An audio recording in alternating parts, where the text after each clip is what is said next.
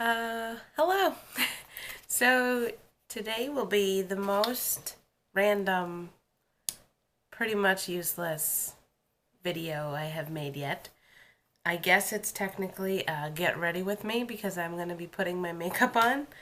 But I wanted to talk about house hunting fails slash stories, funny stories from house hunting. So I'll tell you what made me think of it. So Joel and I are slightly house hunting. We've been slightly house hunting for the past 2 years or so, where we're in no rush at all to move. But we feel like what we want in a house is so unique that we really need to keep our eyeballs out there all the time. Because if it pops up, we don't want to miss it. So a couple things had popped up recently that perked our interest. So we went to go see them. We went to some open houses this weekend. And, every time we go and see houses, it makes us remember some of the really funny things that happened. Excuse me, the nose.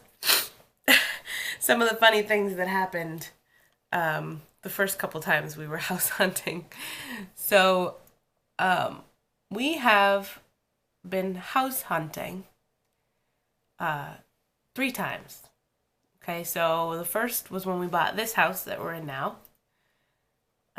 Second time was when we bought a house that Joel's parents are living in right now. And now, which is partially house hunting for our future house. So, I was thinking back to when we were hunting for this house, and we had a terrible, terrible agent, who shall not be named, and we will never use her again. She was terrible in that she just sucked. She lied to us. She laughed at us. She talked us into things that we did not want. She showed us things we could not afford, while also telling us she didn't believe us that we could afford what we were trying to get. Anyway, that's just a preface to say that she probably wasn't the best at showing houses.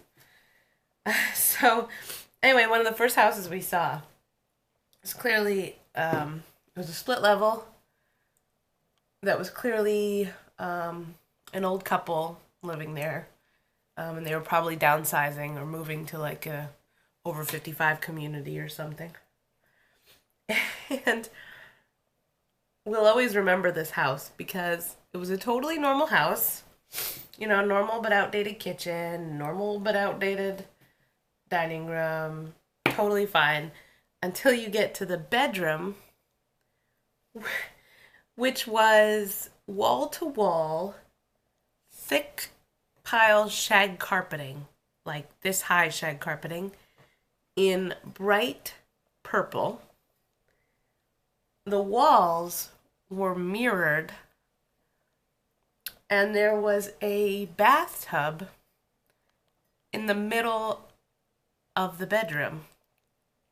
Bathtub with a gigantic golden swan faucet. So the water came out of the swan's mouth into this white marble bathtub. It was amazing. It was the most beautiful, like 70s porno lounge I have ever seen. And I just got an instant terrible image of some really old people doing some nasty things in this hilarious room. So that house really set the tone for some weird stuff. After that, we saw some, kind of just general ugly things, and we saw this one house that we actually really liked, but our agent took us, and she took us about 30 minutes early. And instead of just waiting in the car or wasting time, she made us go up to the house when the family was still home cooking their lunch. And she's like, "Oh, it's cool. We're just going to tour it while you're here. We won't be in your way." Now, it was a gigantic Indian family. So there was, the grandma, the grandpa, the mom, the dad, probably 4 or 5 kids, and then like an uncle or something. There was probably 8 or 9 people there in the house trying to prepare and eat lunch. And they were trying to like make themselves invisible as we were touring their house. So she's like opening doors, popping into this girl's bedroom, and just like pretending that the girl's not there, sitting on her bed. And she's like, look at these windows. Look, this is a nice size room. Can we see the closet? And Joel and I are like, we got to get out of here. This is so uncomfortable. They were so uncomfortable. It was bad news. So we didn't buy that house. Now, she also took us to a house that was still in construction, which is kind of cool. Although it was double our budget. I think she was trying to scare us, saying like, look what you could have if you want to just double your budget. Anyway, the house was, I don't think we were allowed to be there. And it certainly wasn't safe. She took us in anyway. There were like no floors really.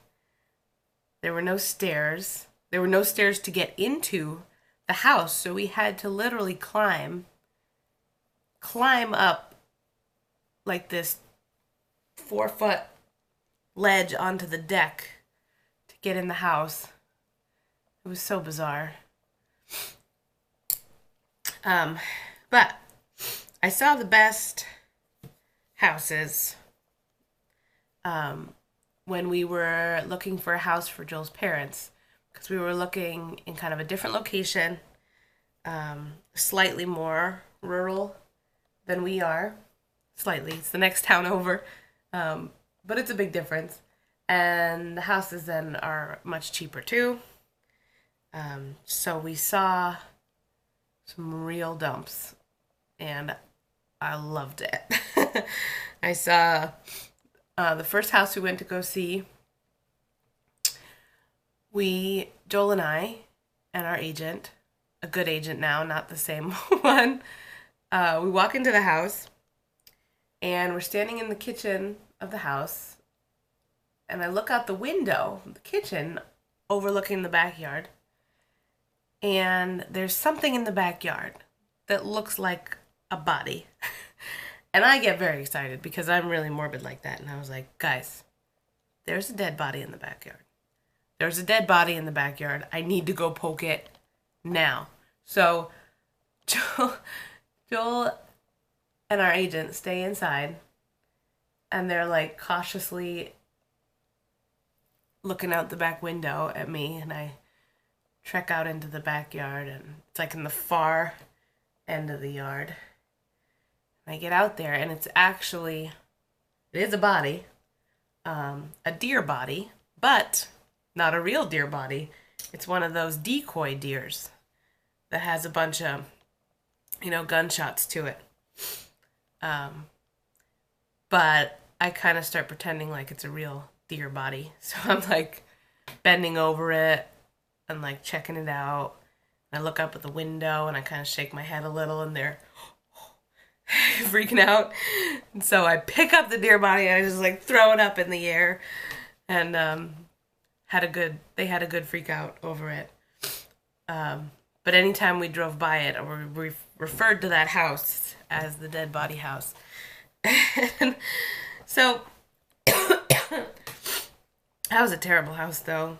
I think they were renting it, and the renters just beat the crap out of this poor house. We saw houses that were quite literally falling down. We saw a house with a mini beer brewery in the family room. We saw a house that was 100% white. Like, think a P. Diddy party in like the early 2000s. All white. The house on the outside was white with white shutters, white door. Inside, white carpet, white walls, white furniture, white accessories, white kitchen, white pillows on the white furniture, all white. And in that same house, this was a very expensive house, by the way, way out of our budget, but we wanted to see it. In this house, so in the all-white master bedroom, there was like a master bath, and the door was locked. And this was an open house. This wasn't a tour, this was an open house. The door was locked, and they put a sign on the door with pictures, well, a picture of the bathroom, and it said, "Door is locked. Owner took the key with him.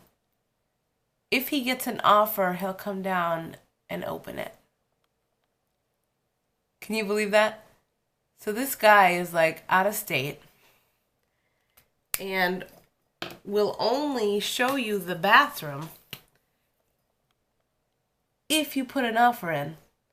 Now, would you ever put an offer in on a house that you haven't seen all the rooms yet? Probably not.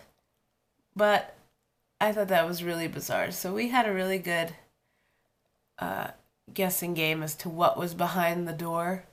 If it was like some kind of sex dungeon or meth lab, or maybe it was like the one room in the house where he had color. Wouldn't that be amazing? It's like this all white house and you go into the bathroom and it's like a rainbow. I can only hope that something like that happened. And that the owners were like, the new owners were just startled and delighted. Or horrified. That'd be good too. By what was behind the door. I've now discovered that I can't put on eyeliner and speak at the same time. This is it's a makeup remover pen. So when you mess up your liner, you just boop, erase it. Works really well.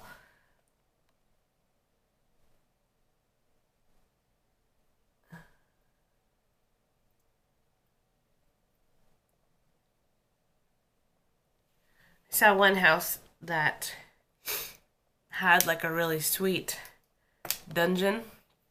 So there was like the house, and then there was the basement, but the basement wasn't underneath the house. It was like you leave the house, you go into this tiny little breezeway, and then there's concrete stairs down under the underground to like a rusty metal door. And you open the rusty metal door, and there's this tiny little room with nothing in it except another rusty metal door and a chair.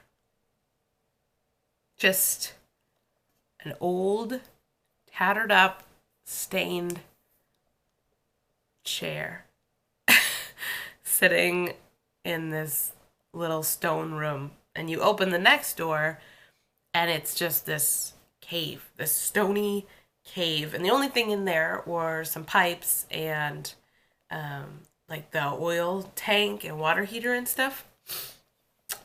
But it looked like a torture chamber. And there was just this chair and nothing else. And I really wanted to learn the story of that house and that chair and who sits in it. We definitely met a lot of cute pets in our travels. We saw like this 1,000-year-old super emaciated cat in this house. And he was so cute. So sweet. And you know, there was little signs that like, don't make sure not to let the cat out. No big deal. Um, and we were very cautious. We went throughout the house, and the cat went missing. And we couldn't find the cat. But we knew the cat could not have gotten out because, I mean, we were there the whole time and we had the doors closed. But we were freaking out trying to find this cat. And we never did find the cat. But I'm guessing that the cat was found and the cat was fine just hiding in the house because we never heard about it again. There was one house that had about 4 or 5 cats, and they were all hiding in adorable little crannies. So we went in the house, we saw no cats. And I went around the corner and I saw kitty litter boxes. And I said, oh, guys, they have cats, so yay. And then each room we went in, we're like, no cat, no cat. We figured they took the cats with them so that none of them got out. And then I'm in the bathroom and I open up the linen closet and I am greeted by 2 laser eyeballs and then 2 more laser eyeballs. And there were like 3 cats hiding in the closet, like sleeping in there. They weren't like locked in there. But I open it and they all just look up at me and I scream so loud, and everyone else came running, and then all of the other cats started coming out of the woodwork, like all throughout the house. It was very cute. The thing I hate the most, I'll first say I love touring people's houses. I love it. I mean, you're going through someone's house that they live in, but they're not there. I mean, how fun is that? That's fun. And I especially love when, you know, they've got some of their personal stuff still up, like their degrees hanging on the wall or like family portraits.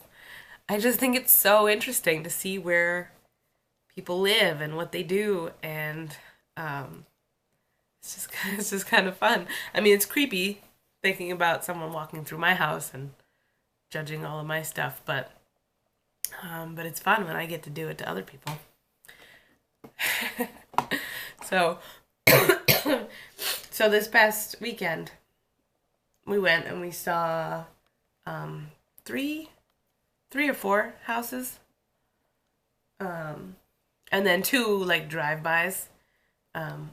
One of them isn't actually on the market yet, but we were told about it by an agent at one of the open houses. So she's like, just drive by it. So we did. And then one of them is this foreclosure that I'm like obsessed with, that Joel won't buy me. And it is in shambles. Like straight up shambles. It's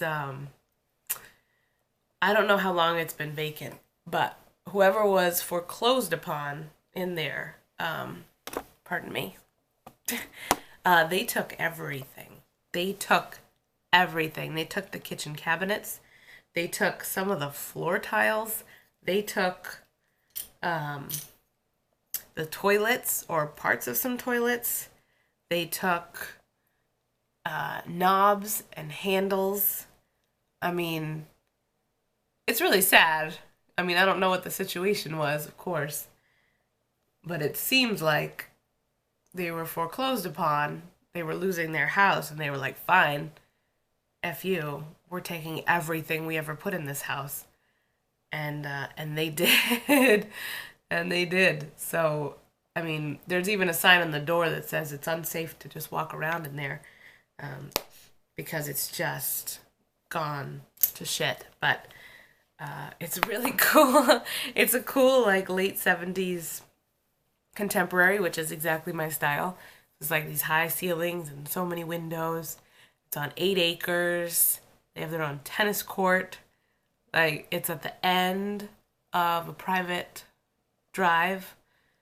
I mean, I love it. And I would love to buy a place like that and just rehab it. But it's already expensive because of the land and because of the location. So if we were to buy it, we wouldn't be able to afford to put the like $300,000 worth of money to rehab it that it needs. Joel's so against it. He didn't even want to drive me by it, but I was like, I have to see it. I have to. And I wish I hadn't because I'm still dreaming about it.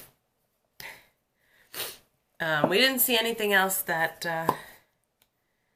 we really liked. I mean, each house had things we really liked, but nothing that's right for us.